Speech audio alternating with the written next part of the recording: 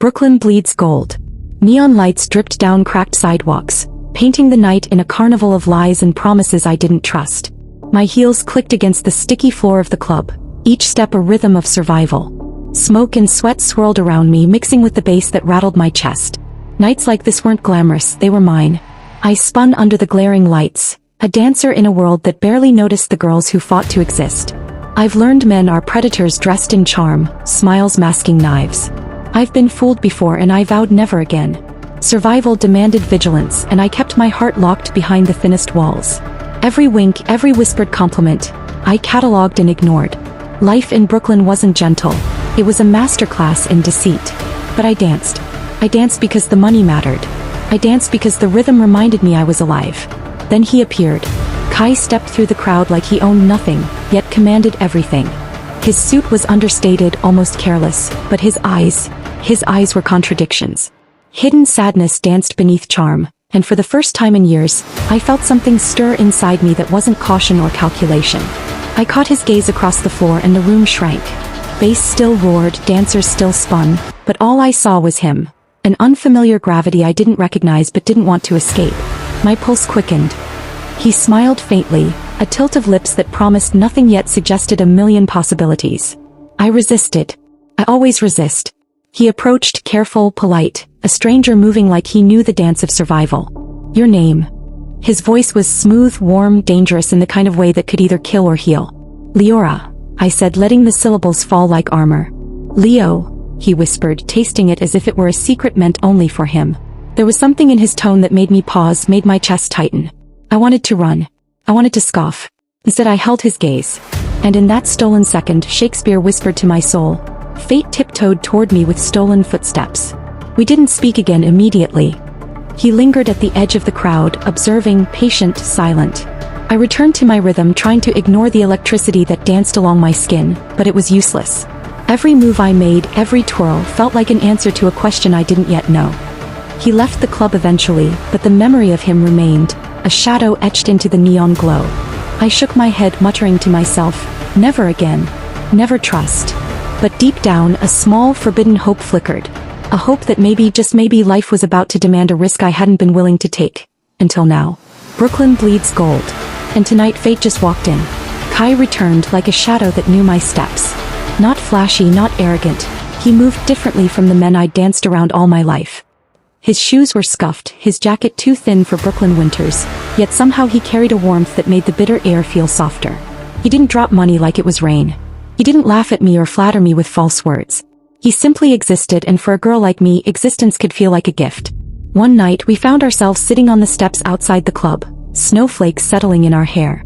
He opened a styrofoam container of noodles and offered me a fork. Your hands are cold, he said. Take it. I hesitated. I don't take charity. This isn't charity, he said, eyes meeting mine. This is noodles. You'll live. I laughed despite myself. His smile was quiet, not rehearsed. It felt real. We walked the streets afterward, bundled in coats that were never enough, sharing stories I'd never tell anyone. I learned he had a soft obsession with old jazz records, a habit of humming while alone, a curiosity about the city that matched my own. And in the rare moments I allowed myself to look, I caught glimpses of vulnerability, a sadness behind charm, something that didn't belong to the wealthy, careless men I'd seen before. Then one evening he did the impossible. He knelt on the sidewalk in the cold and held out a small silver ring. Marry me, Leo, he said, voice trembling like it had carried secrets too long. I know it's sudden. I know it's insane. But I don't want to live a day without you. My stomach turned. My mind screamed. I had lived years in caution, learned that love could be a trap, a lie, a knife with a smile. Yet, my heart, stubborn and foolish, wanted to leap. Kai, I started, voice barely above the snow. I don't know if He took my hand. I don't care about all the reasons not to. I only care about the reason to. The air between us thickened. Something unspoken passed in that glance. Fear, desire, trust, and doubt all tangled together. And yet, even as I let him take my hand, I didn't know the half of it. Kai was hiding something. A truth darker than winter nights, colder than Brooklyn streets. Something that would test everything I thought I knew about love, about survival, about him. I smiled a little nervously and whispered, "Then, let's risk it." He grinned, but I caught a flicker in his eyes. A shadow that didn't belong to any ordinary man. The boy I thought I knew was more than he seemed. And in that instant I realized, love was dangerous. And Kai was a riddle wrapped in gold and lies. I never saw it coming. Across the ocean, in some palace I'd never dreamt of entering, men and women with faces colder than ice were plotting my unmaking. I didn't know their names yet, Victor, Natalia, the Zakharovs, but I felt their shadow before I knew its shape. They learned of Kai and me. Their boy, their golden heir, married a girl from Brooklyn. Me.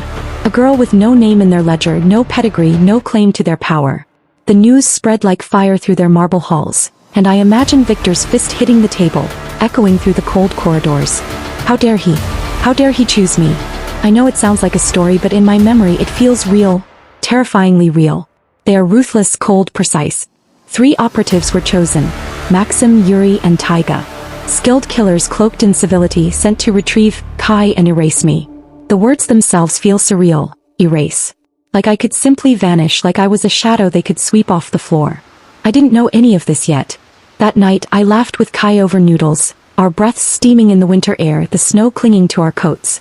I thought life had finally given me something I could trust. But it hadn't. Somewhere far away the wolves had begun to circle. Even now, when I remember, I can feel the pressure building before it ever touched us.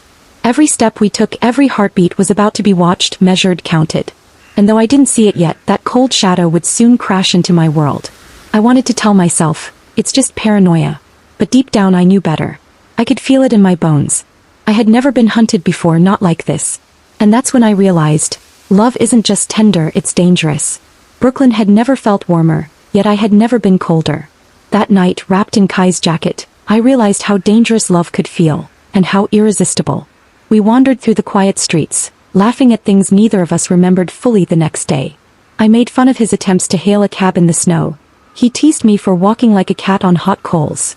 His smile lit corners of me I didn't know existed. Do you ever just wish the world would stop? I asked, leaning into him as we waited for the light to change. He glanced at me, eyes serious, the humor fading. Every day. But then I find a reason not to. He tilted his head. Right now that reason is you. I laughed softly, hiding the shiver in my spine. It wasn't just cold. I felt it in my gut, the knowledge that our bliss was fragile, that shadows had teeth. Back at my apartment, Kai cooked noodles, humming an old jazz tune. The smell of garlic and oil mixed with the smoke of the city outside. We sat cross-legged on the floor, sharing the takeout, elbows brushing, laughter spilling into the small room. You're different, I said, glancing up at him. Most men I've met, they're all flash, no soul. You? I hesitated. You're something else. He looked down, shy in a way I hadn't expected. I'm not who you think I am. What do you mean? I asked, heart tightening. I wasn't born into just money, he said quietly. My family, they run things. Dangerous things. Things that could destroy anyone close to me. Anyone like you. I froze. The words hung between us like a storm cloud. But when I saw the honesty in his eyes, the raw vulnerability he rarely showed anyone, I felt something shift. Kai, I whispered, I choose the man, not the name. And then it happened. A loud crash shattered the window pane. Glass sprayed across the floor like falling stars. My heart leapt. Kai grabbed my hand, pulling me low. Stay behind me, he hissed. Bullets shattered the apartment's calm. We darted toward the back door, hearts hammering, adrenaline burning through every vein. He was protective, fierce. Every movement precise, calculated. Yet amidst the terror I realized, I wasn't leaving. I couldn't. Not now, not ever. Later, as we crouched in the alley behind the building, catching our breath, I whispered, you could have told me before all this danger. He shook his head. Some truths wait for the heart to be ready. I nodded, clutching his arm. Brooklyn was alive, messy, deadly. But for the first time I knew I had chosen something worth risking everything for. Love was chaos. And I stayed. I couldn't sleep that night. The apartment smelled of smoke and fear, leftover shards of the glass that had shattered our world hours ago. My mind wouldn't stop racing. Questions, doubts, whispers of danger crawling around my chest like spiders. I finally turned to Kai. Kai, why didn't you tell me everything before? I demanded, my voice trembling but fierce. All of this, your family, your secrets.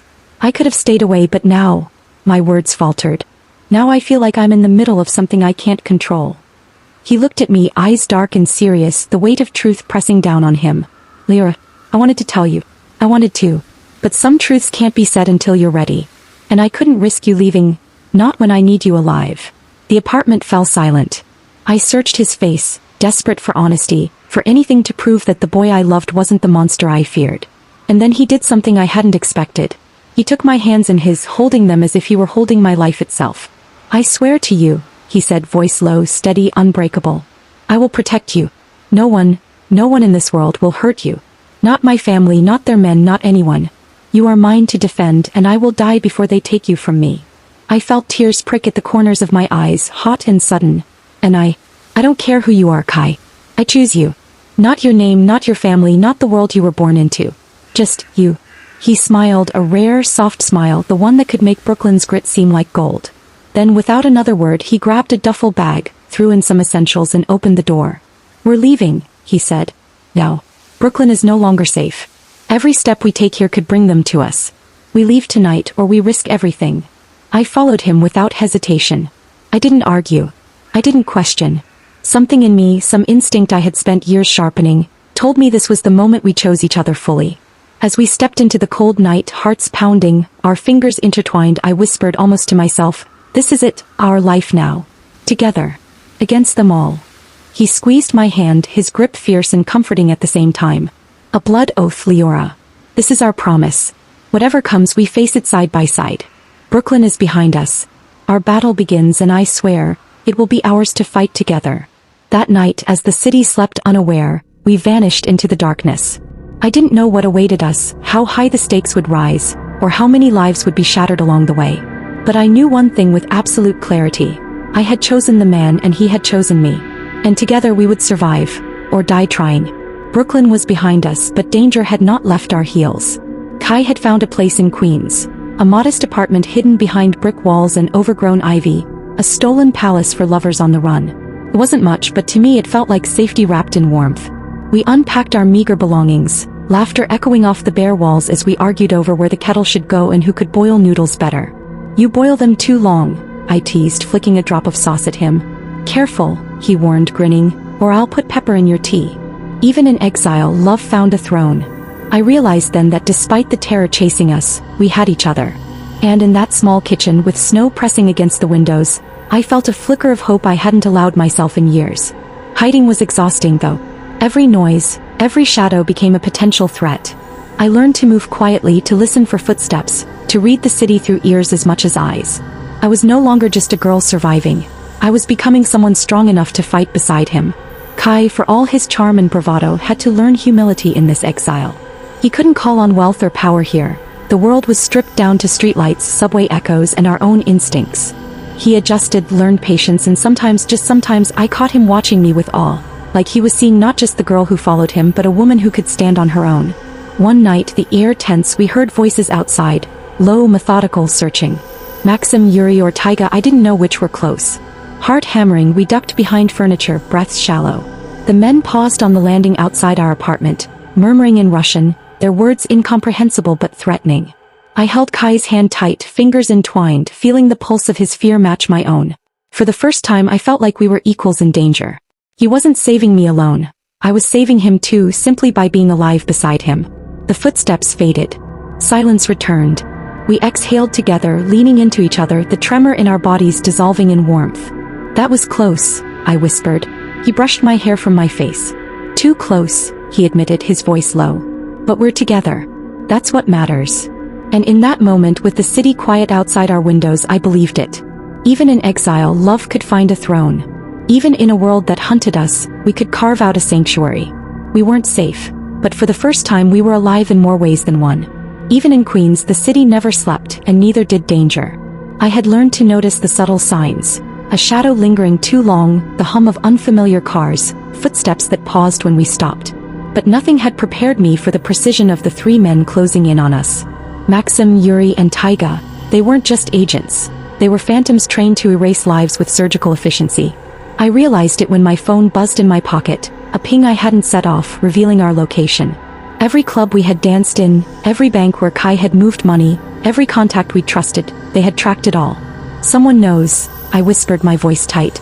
Kai's eyes narrowed, scanning the dim streetlights outside our apartment. "We're not alone," he said, calm but tense. "We have to move. Now." We left quietly, footsteps swallowed by the hum of the city. Manhattan was a labyrinth of neon and steel, but it became our ally that night. We ducked into alleys, hopped fences, and slipped through crowds that were blissfully unaware of the danger weaving through them. Every heartbeat was a countdown. I remember the exact moment we realized just how close it had been. A shadow moved across a fire escape above us. 3 figures, precise, silent. One step slower, 1 second later, and we would have been caught. A chill ran down my spine, sharper than the winter air. Kai grabbed my hand, eyes fierce. "We can't let them take me, or you." We vanished into the subway, breaths ragged, adrenaline blazing. It felt like we'd left pieces of ourselves on the streets, but we had survived. And before disappearing entirely, Kai, always calculating, always dangerous in his brilliance, left a message. A single card placed where the shadowed agents would find it, words scrawled in sharp, confident handwriting. "Return the boy or join him in death." It was a declaration, a warning, and a promise. I felt my chest tighten, a mixture of fear and exhilaration. The world was closing in, yet for the first time I realized we were no longer just fleeing, we were fighting back. Together. Manhattan slept, oblivious to the ghosts prowling its streets. And we were alive, hunted, and defiant. The city had never felt darker than it did that night, even with the lights flickering against brick walls. Kai sat on the edge of the bed, shoulders slumped, hands trembling over a map of our safe houses. He didn't speak. He barely moved. The shadows of his past had finally caught up. And for the first time, I saw the boy I loved crumble under the weight of a life he had tried so hard to leave behind. "Makes me feel like I'm nothing," he muttered, voice low, barely above a whisper. "Like I'll never be free of it, of them, of my family. All the blood, all the lies, they follow me everywhere." I moved closer, sitting beside him. My hand found his, warm and unsteady. "Kai," I said softly, "look at me. You are not your family. You are not the chains they forged. You are the man who stands here beside me. That's who matters." He shook his head, tears welling in his eyes. "I've lived in fear my whole life. I've seen friends die, enemies rise, and I can't protect you from this." "You will," I said firmly, gripping his hand. "And if you can't, we will. Together." The words weren't just comfort, they were a promise.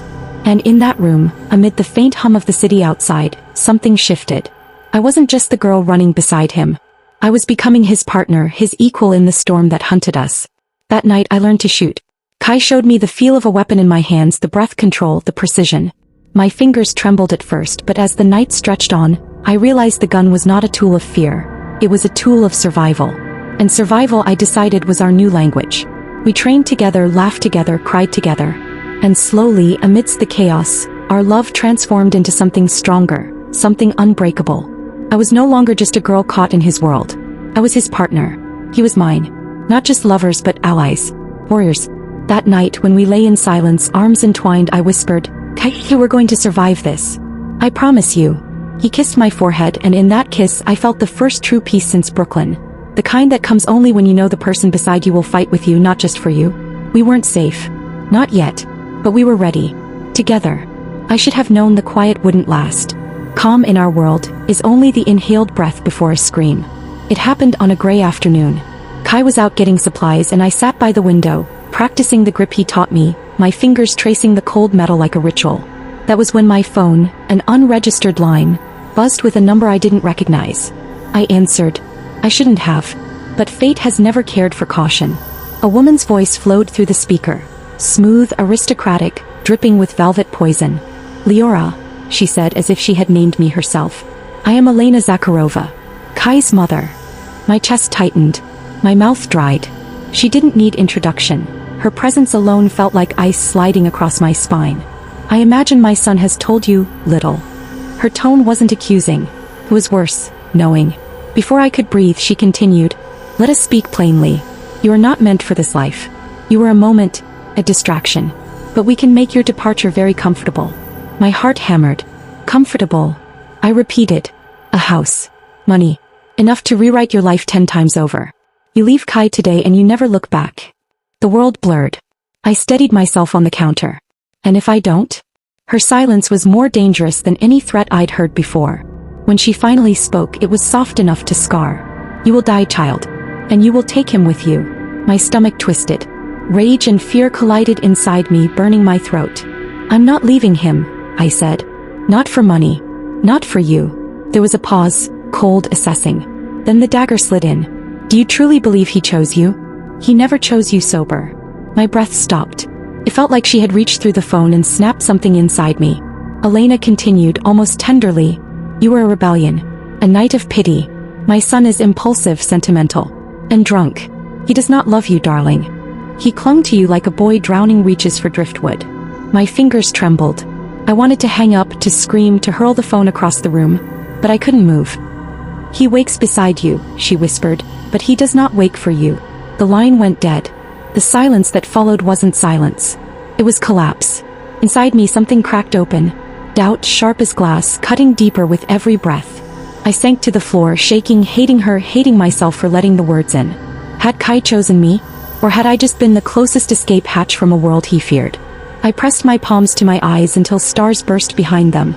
But the doubt stayed. It lodged itself in my chest like a bullet you can't pull out. By the time Kai returned, smiling, breathless, arms full of groceries, I couldn't look at him the same. He kissed my cheek. I didn't feel it. He talked. I barely heard him. Inside me, a quiet storm spread its wings, whispering Elena's words. He never chose you sober. And for the first time since Brooklyn, I wondered if I had built my heart on a lie. I didn't sleep that night. Elena's voice had carved itself into my skull, repeating its poison over and over until every thought tasted like doubt. He never chose you sober. He never chose you sober. By the time the clock struck midnight, Kai still hadn't returned from his short walk. He had said, back in 20. Don't worry. But 20 minutes became 40. 40 became an hour. An hour became panic. I paced the room, checking the alley, the windows, the door. The night air pressed against the glass like something waiting to break in. Then I saw it. On the kitchen counter. Small. Silent. Final. Kai's ring. The ring he swore he'd never remove. The ring he said meant freedom. The ring he claimed he chose, because he chose us. Except now it lay there like a goodbye he didn't have the courage to speak. My chest collapsed. I touched the ring and it felt colder than metal should. Had he finally realized his mother was right? Had he finally sobered up from whatever fantasy I represented? Had he left? I sank to the floor, tears burning down my cheeks. For a moment I hated him. I hated myself for believing him. I hated the entire warped destiny that brought us here. I whispered into the empty room. Kai, why? The door shattered before the echo faded. I could beg them. Bend the knee. Return to the family. They'd spare you. No. The word left my mouth before I even thought it. He turned to me, exhausted, bruised, hopeful. And I said it again, clearer this time. No, Kai. We choose freedom. Over blood. Over empire. Over everything. His expression broke. Not into sadness, but into something like awe. You'd lose everything for me, he whispered. I stepped closer, placed my hand on his chest, over his heartbeat. No, I said softly. I'm losing everything with you. And that's not loss. That's choosing the life we build, not the one that was forced onto us. He kissed me then, slow, trembling, grateful. A kiss that felt like the first decision of a new life. The Zakharovs would hunt us. The escaped agent would track us. The shadows of Kai's past would keep clawing toward us. But we had the road. We had our breath. We had each other. And for the first time since this nightmare began, I believed that might be enough. We reached the house just before dawn. A forgotten mansion at the end of a gravel road, swallowed by trees thick enough to hide sins.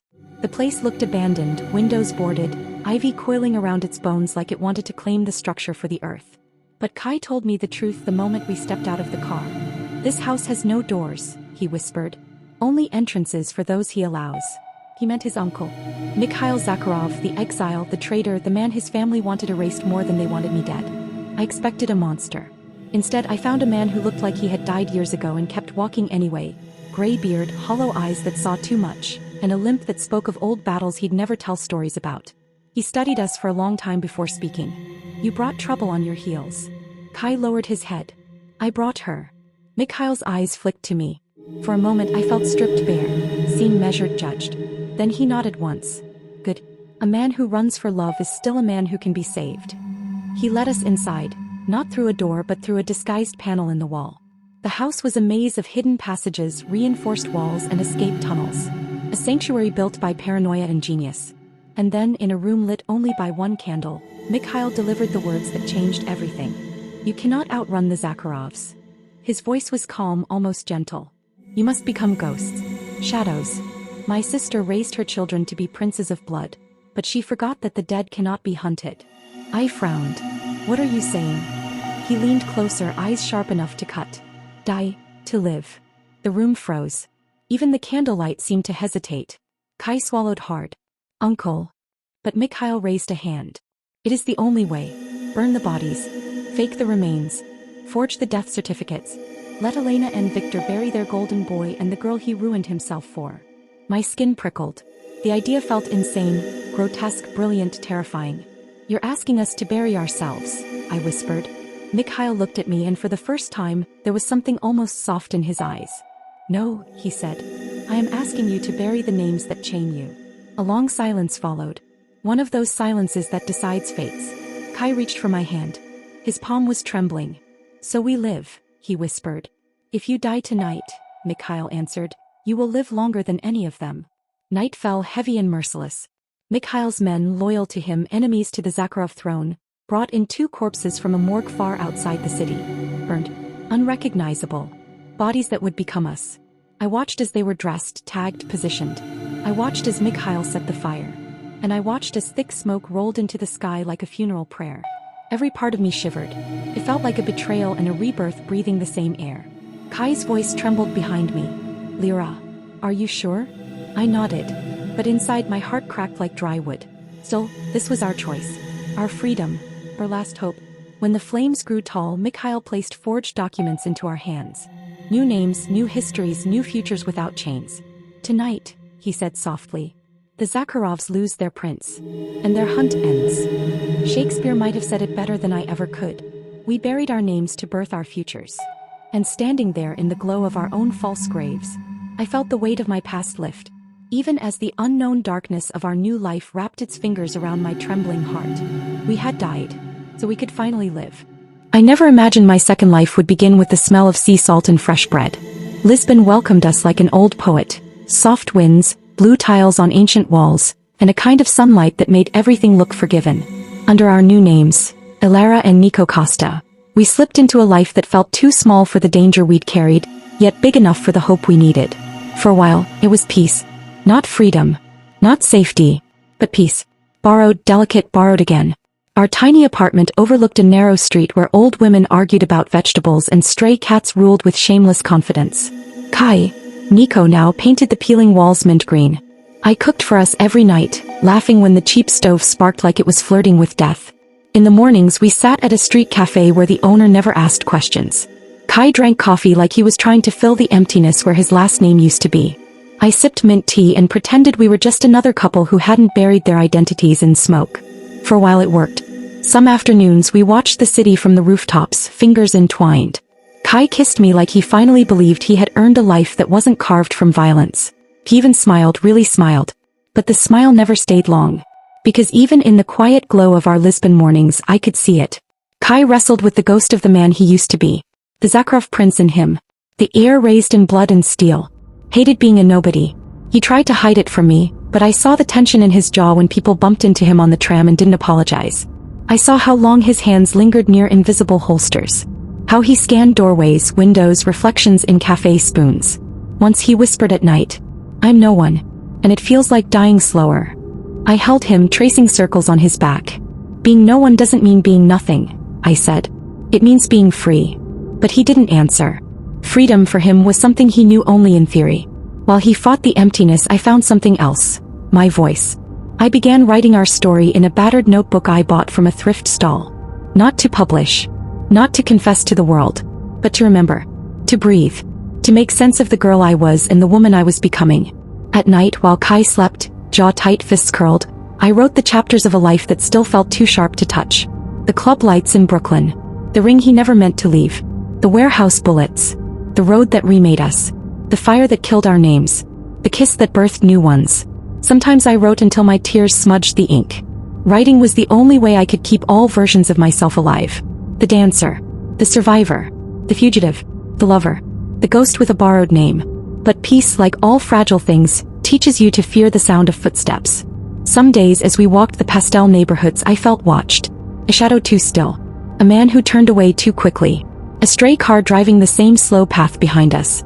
Kai felt it too. I saw it in the way his body tightened beside me, the way his hand always hovered near mine like a shield preparing to rise. We told ourselves it was paranoia. But in Lisbon even the sunlight casts long shadows. And behind us, somewhere on the quiet cobblestone streets, I swear I could feel one shadow growing closer. One that did not belong to Lisbon. One that had traveled too far. One that knew exactly what we had burned to survive. Our peace was beautiful, but it was borrowed. And everything borrowed must one day be collected. I woke to the sound of church bells over Lisbon, soft, unhurried, almost shy in the morning air. For the first time in months, the sound didn't feel like a warning. It felt like a beginning. Kai was already sitting by the window, elbows on his knees, staring down at the quiet street. There was something strange in his eyes, something I had never seen there before. Relief. Real, trembling, impossible relief. He didn't turn when he spoke. Lyra, it's over. I sat beside him, heart pounding. What do you mean? He handed me his phone. A news headline glowed on the screen. Zakharov syndicate destroyed in international sweep. Arrests, internal betrayals, leader assassinated. I read it once. Twice. A third time as if the words might vanish. The empire that chased us across borders, burned our names, stole our futures and tried to bury our bodies, was gone. Just gone. Kai exhaled so deeply it sounded like a man emptying a decade of ghosts. He leaned his forehead to mine. No one is hunting us anymore, he whispered. No contracts. No threats. No shadows. For the first time since Brooklyn, my lungs filled without breaking. We walked through Lisbon in stunned silence. The good kind, the kind you earn. The river shimmered like it knew the story had changed. By the water's edge, Kai stopped and faced me fully. No fear. No burden. Just the man he was beneath all the ruin. Leora, he said, his voice steady but soft. If the danger is gone, if the last person who knew our faces now answers to a steel door and a number, then what are we now? The question hung between us like a bridge. I touched his chest where his old name used to weigh him down. What are we? I whispered back. Alive, and free to choose. His eyes softened. His shoulders loosened. And in that quiet, something unspoken broke open. If the world wasn't chasing us anymore, then we didn't need borrowed names. We needed our own. We sat on the river steps, shoes off, feet splashing in the cool water. A small boat passed by, its wake gently rocking the stones. Kai took my hand. Then choose with me, he said. A name that isn't born of blood or fear. I closed my eyes. Not Zakharov. Not Costa. Not the ashes of who we were. Something new. Something earned. Solari, I said at last. The ones who step into the sun. Echi said it under his breath. Testing it, tasting it, claiming it. Nico and Leora Solari. He smiled. That sounds like a life we can build. And then he kissed me. Slow, grateful, breathtaking. The kiss of a man who survived enough darkness to finally believe in light. We walked home as the city glowed gold around us, hand in hand, Solari already settling into our bones. And in that moment I felt it, not as a hope, not as a wish, but as a truth. The chase was over. The fear was done. The girl who ran would run no more. I returned to my little notebook, the one that held every moment of our impossible journey. I turned to the final page, blank, patient, waiting. And with a steady hand I wrote my last line. And so ends the girl named Leora. And begins the woman who chose her own fate.